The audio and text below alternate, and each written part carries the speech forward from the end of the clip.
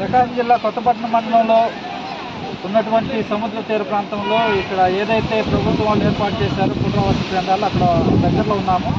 స్థానికంగా ఉన్నటువంటి ప్రజలను ఇక్కడ పరిస్థితులను అడిగి తెలుసుకుందాం. చెప్పండి సార్, ఇక్కడ తుఫాను పరిస్థితి ఎట్లా ఉంది? ఇదివరకు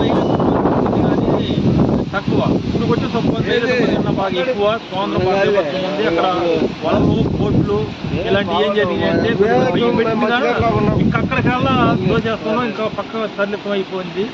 ఇప్పుడు బాగా పడుతుంది, ఏదైతే అర్థం కాక మొత్తం బాగా భయభ్రాంతితో ఉన్నారు. ఇంకా ఇది ఎప్పుడు తాగిద్ది అన్నది కూడా మాకు ప్రస్తుతానికి అర్థం కావట్లేదు జనాలకి. ఇక ఎవరన్నా స్థానికులు ఉన్నాము అంటే ఎవరన్నా మా గవర్నమెంట్ ద్వారా వచ్చి ఏదన్నా జాగ్రత్తలు చెప్తారని చెప్పని ఆలోచిస్తూ చూస్తూ ఉన్నారు ప్రస్తుతానికి.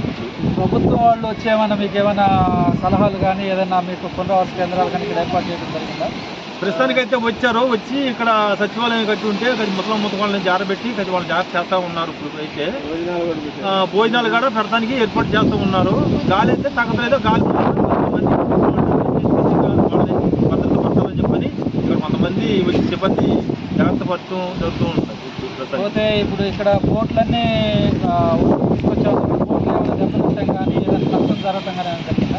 ఇప్పటికైతే నష్టం ప్రస్తుతానికి వలలు అయితే జరిగినాయి. బోట్లో అయితే మాత్రం పక్క తీసుకొచ్చి ముందుగానే జాగ్రత్త పరుచుకున్నారు. వలలు అయితే మాత్రం కొన్ని లోన లాక్కెళ్తాం అయింది. ఎందుకంటే ఒడ్డు రాదని చెప్పని అక్కడ వల్ల పెట్టేటప్పుడు ఆ వల్ల అక్కడికి వచ్చేసి ఒడ్డు పోసేసి వల్ల లోనకి అయితే వెళ్తాం జరిగింది. బోట్లు అయితే మాత్రం ప్రస్తుతానికి ఇంకా నష్టం లేదు. ఇంకా ఇట్లాగుంటే నష్టం జరిగింది. వలలు అయితే మాత్రం తాటలు పెట్టి లాగేస్తున్నాం పైకి. తాటల వాళ్ళు ఏం చేస్తారంటే తుఫాను దెబ్బకి వాళ్ళు మరి ఎంత ఎవరు తప్పకుండా అది డ్యామ్ చేసుకోవడానికి మా ఆఫీస్ చేసుకుంటే మా తాట ఉంటారు కాబట్టి వాళ్ళు కూడా వల్ల అయితే మాత్రం చాలా డ్యామేజ్ అయింది.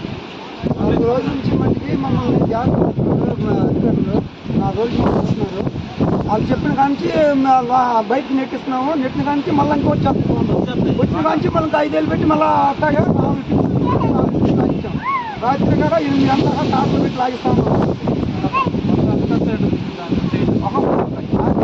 బోటుకి అట్లా చేస్తున్నారు. పెద్ద బోట్లకి అయితే 2 అయితే 4 వేలు అయితే పెట్టేవాడికి సముద్రం వాళ్ళ ముందుకు వచ్చేస్తుంది. ఆ సముద్రం ముందుకు వస్తున్న మళ్ళీ తాటం తీసుకెళ్ళి మళ్ళీ లాగాల్సి వస్తుంది. మళ్ళీ కూర్చున్నారు కదా. సముద్రం అయితే మన భయంకరంగా అనుకూలంగా వస్తుంది. ఆ లైన్ తొమ్మిది కన్నా ఎక్కువ వచ్చేస్తుంది. బాగా లాంగులు ఎత్తి బాగా అలలు ఎక్కువ వస్తాం. బాగా ఎత్తులు వేసిపోతాం. బాగా సముద్రం లైన్ తొమ్మిది కన్నా బాగా తెలిసిన కానీ ఎప్పుడు లేదు.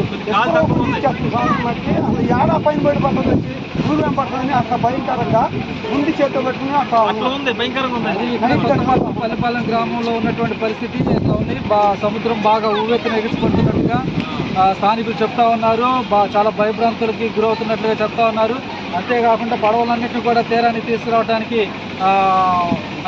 డాక్టర్లను ఉపయోగించడం ద్వారా ఒక్కొక్క బోటుకు వచ్చేసి 20,000 రూపాయలు 5,000 రూపాయలు ఇట్లాగా ఖర్చు అయిందని కూడా వాళ్ళు చెప్తా ఉన్నారు. కాబట్టి ప్రభుత్వం వాళ్ళని ఆదుకోవాలని వాళ్ళు గ్రామం తరఫు నుంచి వాళ్ళు విజ్ఞప్తిని తెలియజేస్తూ ఉన్నారు. కెమెరామెన్ అభిషేక్, జయప్రకాష్.